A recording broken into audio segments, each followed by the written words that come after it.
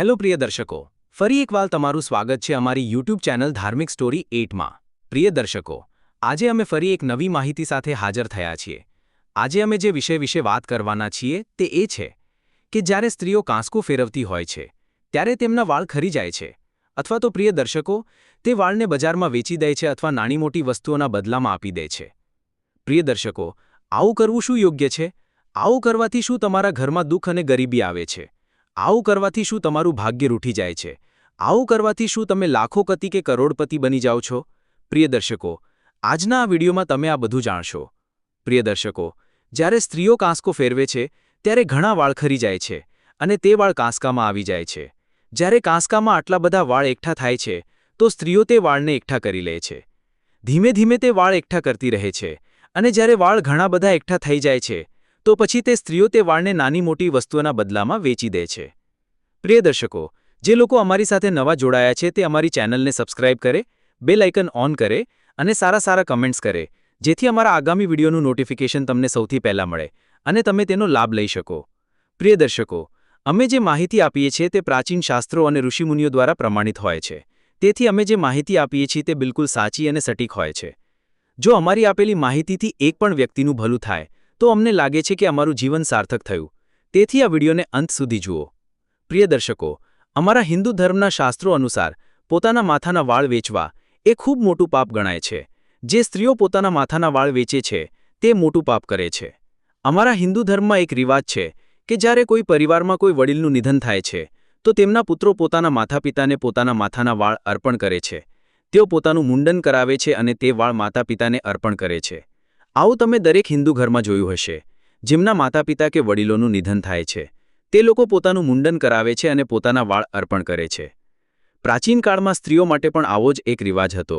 જ્યારે કોઈ સ્ત્રી યુવાનીમાં કે વૃદ્ધાવસ્થામાં વિધવા થતી હતી તો તેને પોતાના માથાના વાળ રાખવાનો કોઈ અધિકાર નહોતો।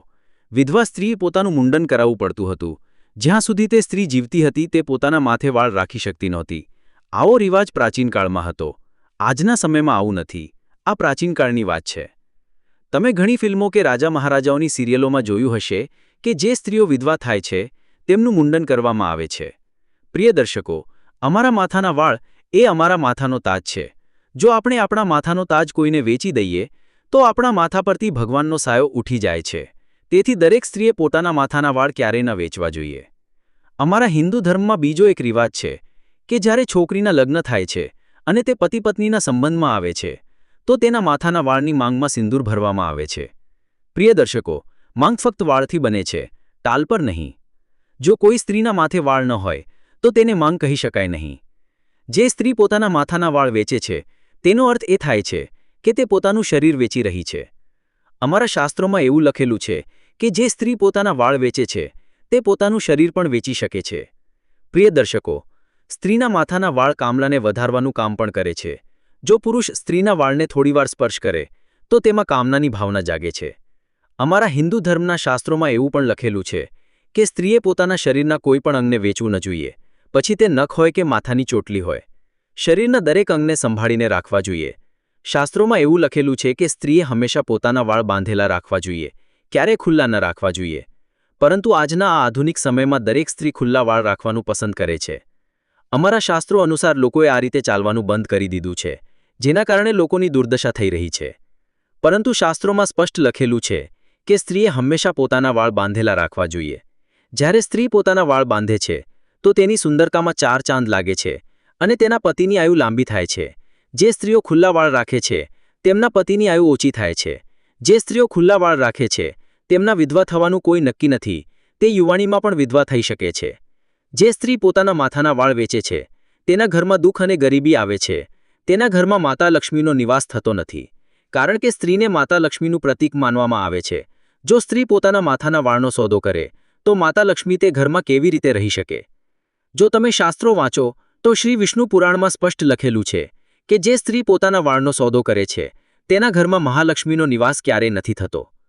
થોડીક રકમ માટે સ્ત્રી પોતાના વાળ વેચી દે છે અને પોતાના પતિના ઉજ્જવળ ભાગ્યને બરબાદ કરી દે છે, તેમને ગરીબી અને દુઃખમાં ધકેલી દે છે। તેથી દરેક સ્ત્રીએ પોતાના માથાના વાળને હંમેશા સંભાળીને રાખવા જોઈએ, વેચવા ન જોઈએ। પ્રિય દર્શકો, જો તમારા ઘણા બધા વાળ એકઠા થઈ જાય તો તેને જમીનમાં દાટી દો, ઘરમાં ઇધર-ઉધર ખુલ્લા ન છોડો. જે સ્ત્રી પોતાના વાળ ઘરમાં બિખેરેલા છોડી દે છે, તેના ઘરમાં પણ દુઃખ અને ગરીબી આવે છે, અને માતા લક્ષ્મીનો નિવાસ હંમેશ માટે ખત્મ થઈ જાય છે. તેથી દરેક સ્ત્રીએ કાંસકો ફેરવતી વખતે જે વાળ ખરે તેને સંભાળીને રાખવા જોઈએ, અને જ્યારે વાળ વધુ એકઠા થઈ જાય તો તેને જમીનમાં દાટી દેવા જોઈએ, પરંતુ કોઈને વેચવા ન જોઈએ. પ્રિય દર્શકો, અમે આશા રાખીએ છીએ કે આજની આ નાની માહિતી તમને ગમી હશે, અને આ માહિતીથી તમે ચોક્કસ લાભ લેશો. બધી માતા બહેનો આ માહિતી પર ધ્યાન આપશે, પોતાના માથાના વાળ ક્યારેય નહીં વેચે, અને ઘરમાં ઇધર-ઉધર બિખેરેલા વાળ ન રાખે. આગામી વિડીયોમાં ફરી મળીશું, ત્યાં સુધી પોતાનું ધ્યાન રાખજો. નમસ્કાર, ધન્યવાદ.